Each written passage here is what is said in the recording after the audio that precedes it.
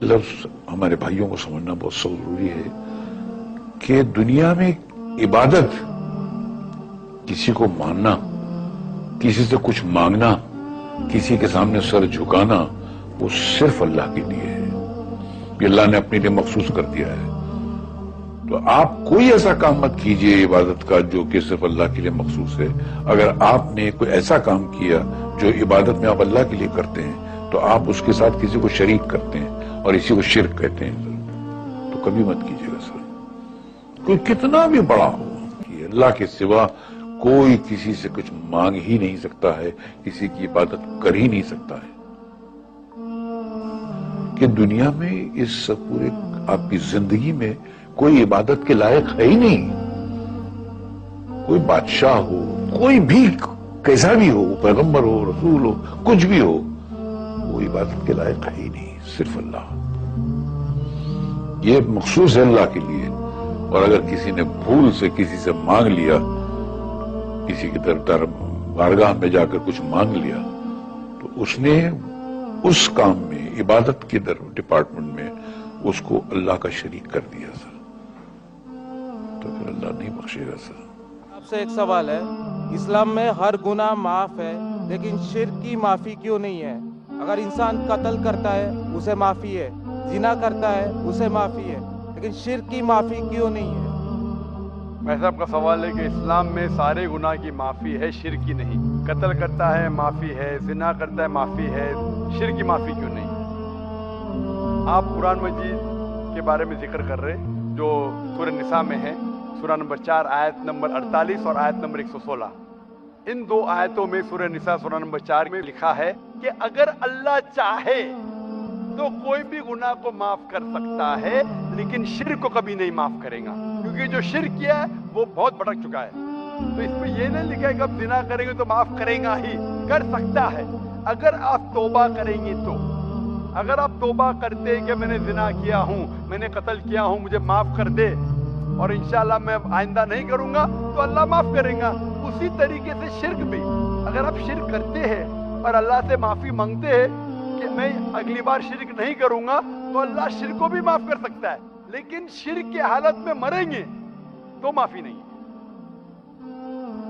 आप मुशरिक जैसा मरेंगे, शिर्क करते हुए मरेंगे तो माफी नहीं।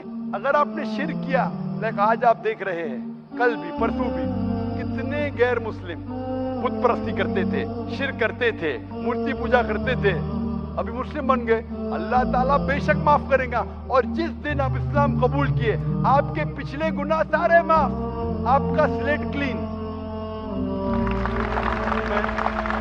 मैं माशाल्लाह 46 साल का हूँ, अच्छे काम करता हूँ, इंसान हूँ, गलतियां भी करता हूँ।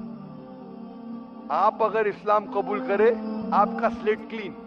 मेरे तो स्लेट में तो काफी चीज ऊपर नीचे है। अगर आप इस्लाम कबूल करे तो अल्लाह के रसूल फरमाते आपके सारे गुनाह माफ, स्लेट इज क्लीन। तो आप एक साफ सुथरे मुसलमान बनते, इसके बाद हिसाब किताब शुरू होगा। मैं पूछना चाहता हूँ, आप मूर्ति पूजा में मानते हैं भाई साहब? जी मानते हैं। क्यों, आपको लगता नहीं गलत है? आप क्या हिंदू है? जी। आपके मजहबी किताब में लिखा है, छंदों के उपनिषद में चैप्टर नंबर 6 अध्याय नंबर 2 श्लोक नंबर 1, एकम अद्वितीयम, खुदा एक है, उसके अलावा कोई नहीं है। लिखा है श्वेता श्वेता उपनिषद में अध्याय नंबर 6 मंत्र नंबर 9, नाचस्य कसी जनिता न चदीपा, उस ईश्वर, उस भगवान का कोई रब नहीं, उसके कोई वालिदैन नहीं। लिखा है श्वेता श्वेता उपनिषद में चैप्टर नंबर 4 मंत्र नंबर 19 में, न तस्य प्रतिमा अस्ति, उस ईश्वर, उस भगवान की कोई प्रतिमा नहीं, कोई पेंटिंग नहीं, कोई फोटोग्राफ नहीं, कोई मूर्ति नहीं, कोई बुत नहीं।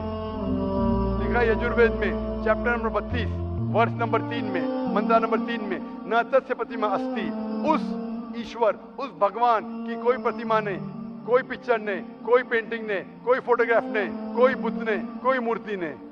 तो साफ तौर पे कई जगह आप हिंदू की मजहबी किताब में लिखा है कि मूर्ति पूजा गलत है, तो क्यों आप मूर्ति पूजा करते हैं भाई साहब? जी, इस बारे में मुझे सही तालीम नहीं है, मुझे थोड़ा वक्त चाहिए।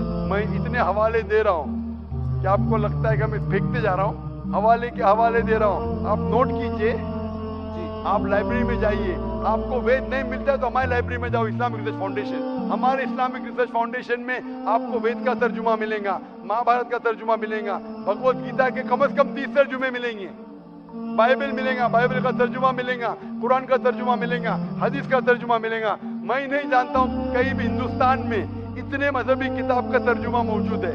اسلامک ریسرچ فاؤنڈیشن میں فری لائبریری, ایئر کنڈیشن میں بیٹھو, فری پڑھو.